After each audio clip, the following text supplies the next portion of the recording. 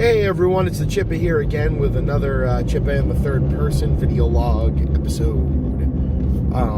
Hope everybody's doing well. It's Friday, the 10th, May 2019.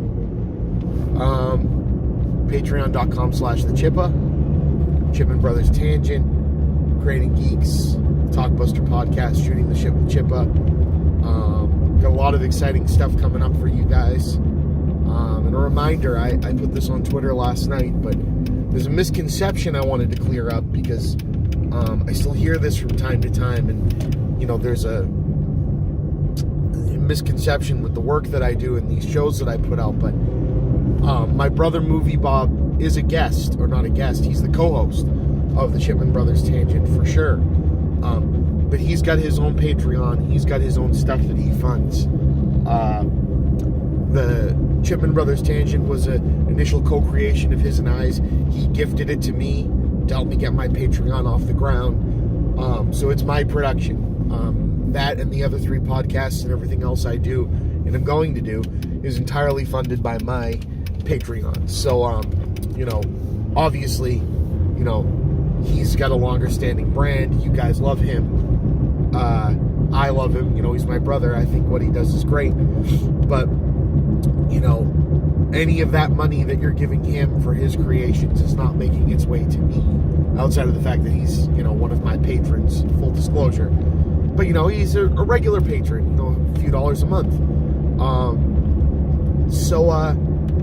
Just a reminder that, I do this for fun. I do it for you. But it is a second job. It's become a second job, and the extra cash flow is very helpful and very necessary to keep these things going. So if you can, get over to patreon.com/thechippa. I mean, it's $1. It's all I need. Enough of you give me $1, there's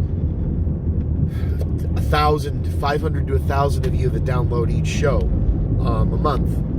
That's, let's say 500. That's 2,000 downloads a month. If each of you give me $1, that's $2,000. Now, do I need that much? I mean, it would be awesome, but just a little something to make it worthwhile. And that's all I'm going to say. That thank you all that already are. Thank you all that have been. Thank you all that are going to be. I know where you put your hard-earned money is not my responsibility to tell you where, and there's other causes that are a lot more important. But if you can help, if you have the ability, it's a huge thank you and a huge benefit to me and what I do. And it's just a reminder that what I do is liked. You share a video, the same people retweet it, the same people like it. It's great. And it's a bit of an echo chamber, right? The more of you that share it, the more of you that give to it, the more of you that tell someone else about it, the more chance I have to find people that are interested, and the more chance they are to find that they are interested and want to listen to what I'm having to put out there. So I appreciate it. So new things on my mind today. The It Chapter 2 trailer dropped. Now, for those of you who have not seen the first half of It, spoiler warning, I may talk about some things that happened in that movie here, but it was one of the highest grossing horror movies ever made, especially R-rated horror movies, and it's deserving of it. It's a beautifully shot, scary as hell, creepy. It's everything that the book is in terms of tone, but definitely one of the better reimaginings of a Stephen King work into something that can work as a film. There's some really weird stuff. Stephen King is known to have been in a really rough time when this book came out.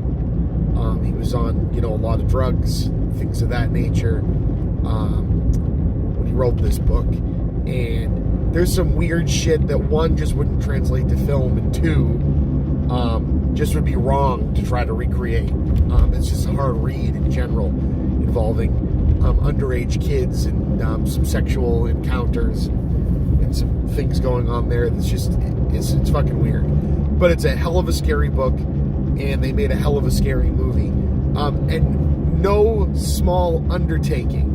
I know that it's a clown, and this is a cliched thing to say, but recasting Pennywise is, about the same as recasting the Joker, right? You've got, your original Joker from the Batman TV show. That's kind of the most iconic version of the Joker, but we've had Mark Hamill do it on the animated series, which is kind of a play on that and a twist. And then Jack Nicholson's Joker became the definitive, filmed Joker. And then we hadn't seen the Joker in film for a bit. We've seen the Mark Hamill version popping around, and the comics have changed him around a bit. But the Heath Ledger Joker, that was a big deal when the visuals of that came out. It's like, how can this comedian, how can this silly teen idol guy show up and be the Joker? And then, not only is he one of the definitive performances of that character, he won a friggin' Oscar for it, right? So I bring that up because Tim Curry, everybody's favorite cult actor of all time, Tim Curry, Dr. Frankenfurter from the Rocky Horror Picture Show, the Butler, Mr. Body, and Clue, Legend, The Darkness and Legend, so many different iconic, amazing roles. I think he was he the butler or the manager in Dunstan Checks In, or one of the Home Alone movies. Might have been Pee Wee Herman in one of those two. But anyway, Tim Curry's always having a friggin' blast. And Tim Curry, one of his most iconic roles is as Pennywise the Clown, Pennywise the Dancing Clown, in the 80s television adaptation of Stephen King's It. And that's a creepy fucking movie. Mostly because of Tim Curry's performance as Pennywise. But there's things about that movie. It's a very low-budget production. It's a television movie. The effects work isn't very great.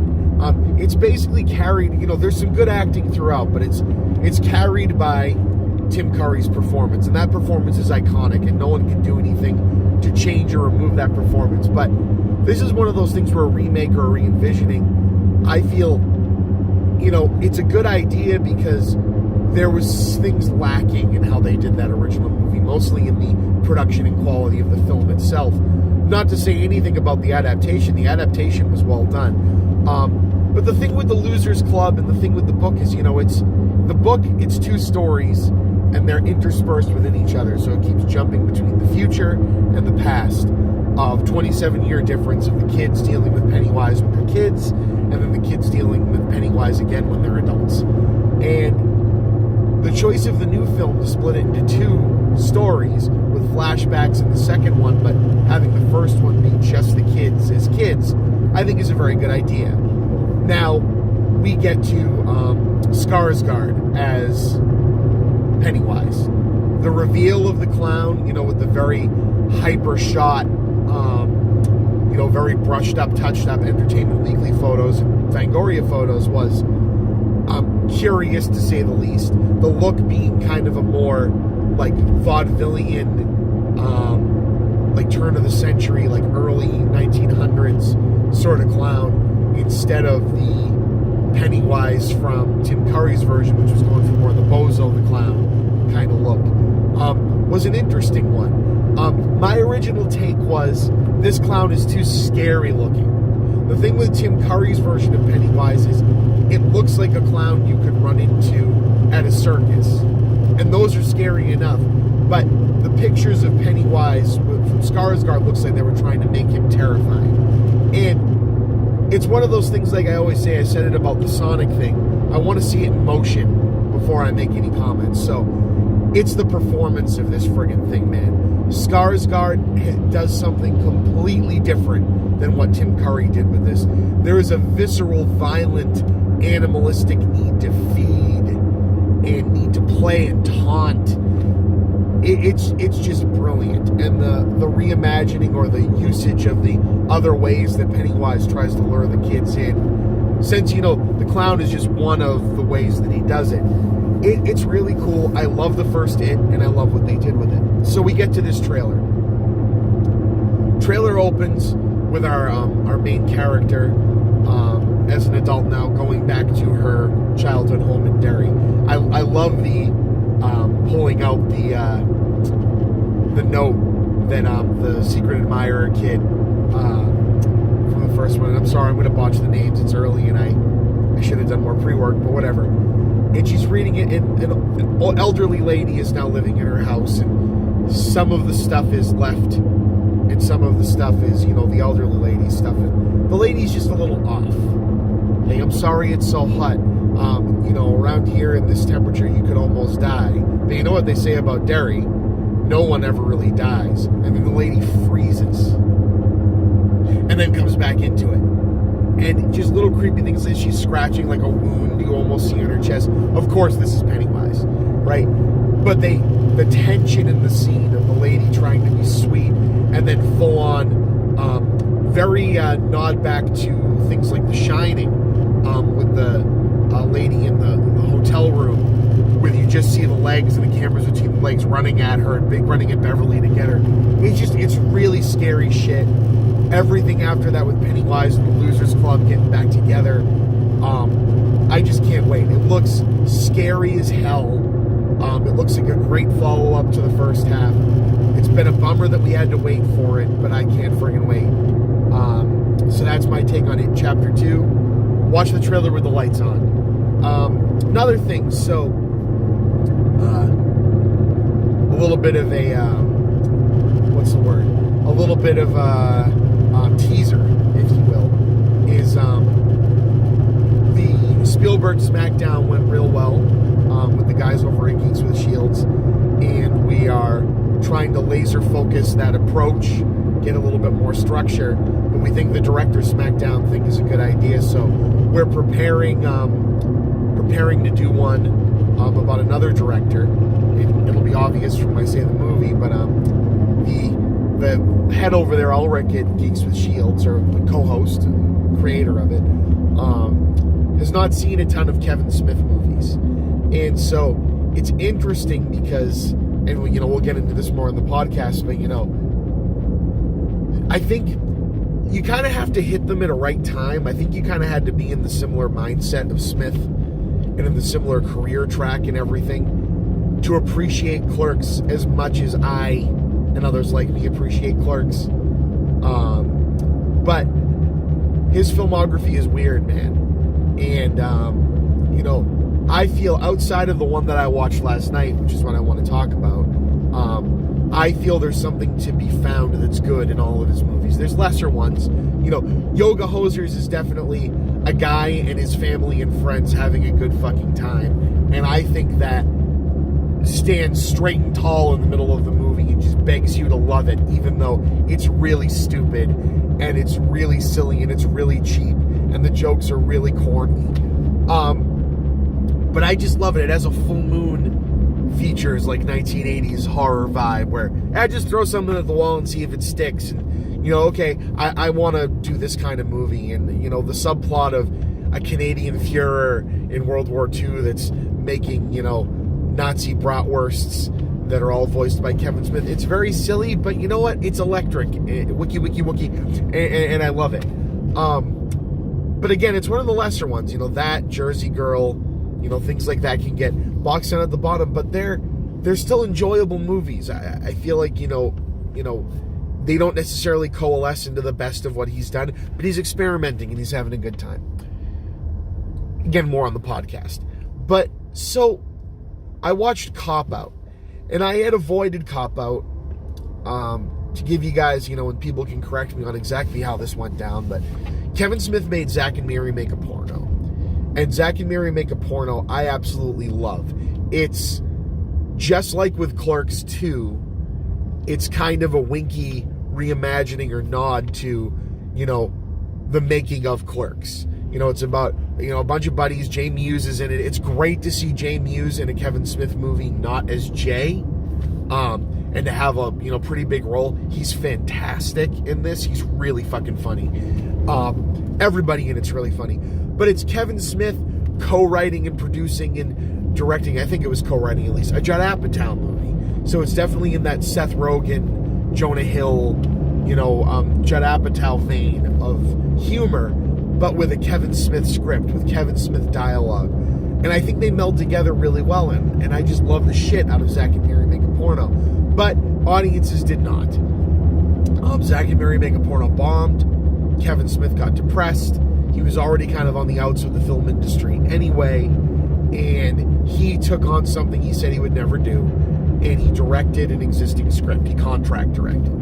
And so this movie is called Cop Out. And, you know, at the bottom of the barrel, maybe this could have ended up being something salvageable. I think it's really the script's fault more than it's Kevin Smith's fault. Because the movie is competently directed, the shots, the action sequences, things like this, and they all look like the type of movie they're trying to make. There's just nothing unique. There's nothing inspired about any of it. It's, you know, you can tell he was on autopilot. You can tell Bruce Willis just doesn't want to fucking be there. And it was a troubled script, troubled production. Bruce Willis and Smith, you know, you get to direct, you know, a childhood idol, right? And I guess Willis was a complete pain in the ass to work with. Tracy Morgan looks like he's having a blast. Tracy Morgan is always having a blast.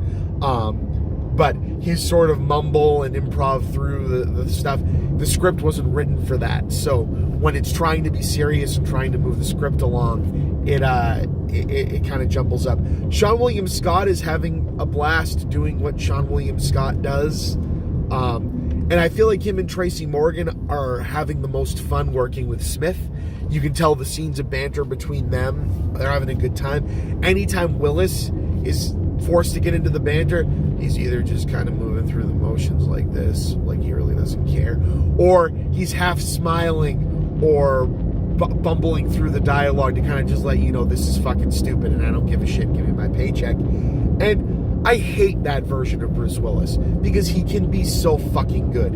Even in Glass, which is a mixed bag that I still end up really liking, he 100% shows up for M. Night Shyamalan. He's playing a character. And you know what?